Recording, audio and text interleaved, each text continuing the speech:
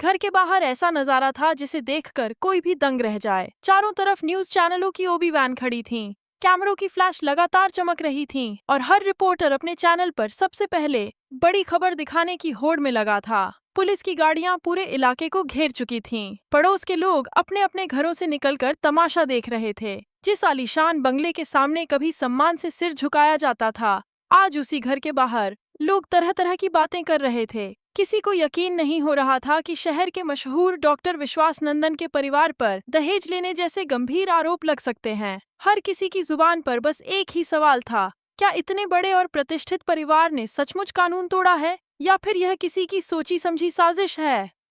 माहौल हर पल और ज्यादा तनावपूर्ण होता जा रहा था। इसी बीच डॉक्टर विश्वास नंदन अपने घर से बाहर निकले। उनके चेहरे पर गुस्सा साफ दिखाई दे रहा था। जैसे ही उन्होंने कदम बाहर रखा, दर्जनों पत्रकार एक साथ उनकी ओर दौड़ पड़े। माइक उनके चेहरे के सामने कर दिए गए और सवालों की बौछार शुरू हो गई। डॉक्टर साहब, आपके ऊपर दहेज लेने का आरोप लगा है, आप क्या कहना चाहेंगे? क्या पुलिस के पास आपके खिलाफ ठोस सबूत हैं? क्या आपकी गिरफ्तारी होने वाली है? क्या आपने अपने बेटे की शादी में दहेज लिया था? हर तरफ से आती आवाजें उन्हें घेर चुकी थीं। कैमरे लगातार रिकॉर्डिंग कर रहे थे और पूरा देश मानो उनके जवाब का इंतजार कर रहा था। लेकिन डॉक्टर विश्वास नंदन का धैर्य अतिपाय अब जवाब देने लगा था। उन्होंने गुस्से में ऊंची आवाज में कहा, बस कीजिए, बंद कीजिए हमारे बारे में ये झूठी खबरें फैलाना। आखिर कहाँ है सबूत? किसके पास है सबूत? जब सबूत हाथ में हो तभी सवाल पूछिए। बिना सच्चाई जाने किसी की इज्जत उछालना बंद कीजिए। अब यहाँ से चले जाइए। लेकिन मीडिया भी पीछे हटने वालों में से नहीं था।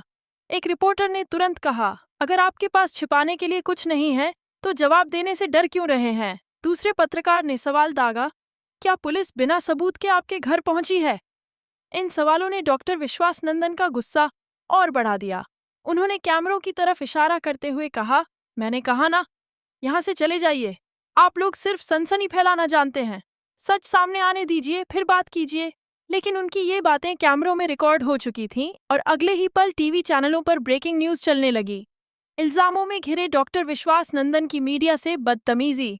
सोशल मीडिया पर भी वीडियो तेजी से वायरल होने लगा। जिसने भी यह दृश्य देखा, उसने अपनी अपनी राय बनानी शुरू कर दी। किसी ने डॉक्टर परिवार को दोषी बताया तो किसी ने कहा कि बिना जांच के किसी को अपराधी कहना गलत है। उधर घर के अंदर का माहौल बाहर से भी ज्यादा डरावना था। परिवार के सभी सदस्य घबराए हुए थे।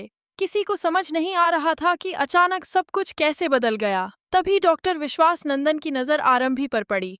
उनकी आंखों में गुस्सा साफ झलक रहा था। वे तेज कदमों से उसके पास पहुंचे और बिना कुछ सोचे बोले, ये सब तूने किया है ना आरंभी? मैंने तुझे साफ मना किया था, फिर भी तूने पुलिस को बुलाया। तूने ही सबूत दिए। आखिर क्यों?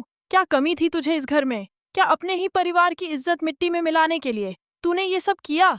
कमरे में मौजूद हर व्यक्ति की सांसें थम गईं।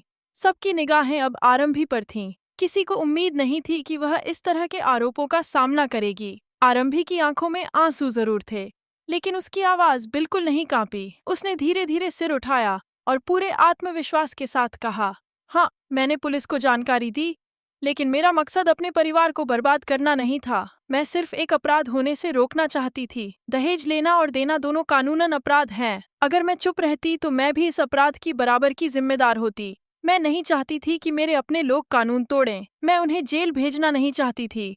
मैं सिर्फ उन्हें गलत रास्ते पर जाने से रोकना चाहती थी। उसकी बात सुनकर पूरे कमरे में सन्नाटा छा गया। किसी के पास उसके शब्दों का जवाब नहीं था। तभी अचानक बाहर से पुलिस अधिकारी की तेज आवाज सुनाई दी। पूरा परिवार बाहर आया तो सामने पुलिस की टीम खड़ी थी। अधिकारी ने एक फाइल खोलते हुए कहा, जांच पूरी हो चुकी है।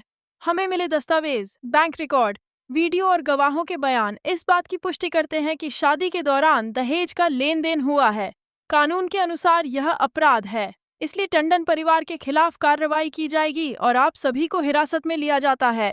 यह सुनते ही परिवार के पैरों तले जमीन खिसक गई। मीडिया के कैमरे एक बार फिर चालू हो गए।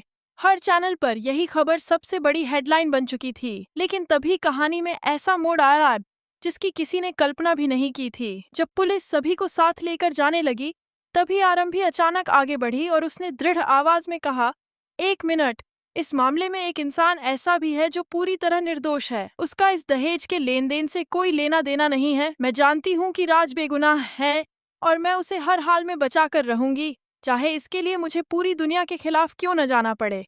उसके ये शब्द सुनते ही वहां मौजूद हर इंसान एक दूसरे का चेहरा देखने लगा। आखिर राज कौन सा सच छिपा रहा था? अगर वह बेगुनाह था तो उसका नाम इस पूरे मामले में आया कैसे? और क्या आरंभी सचमुच उसे बचा पाएगी, या फिर इस केस में अभी ऐसे राज खुलने बाकी हैं जो सबकी जिंदगी हमेशा के लिए बदल देंगे? अगले पल होने वाला खुलासा सिर्फ इस परिवार की नहीं, बल्कि कई जिंदगियों की दिशा बदलने वाला था।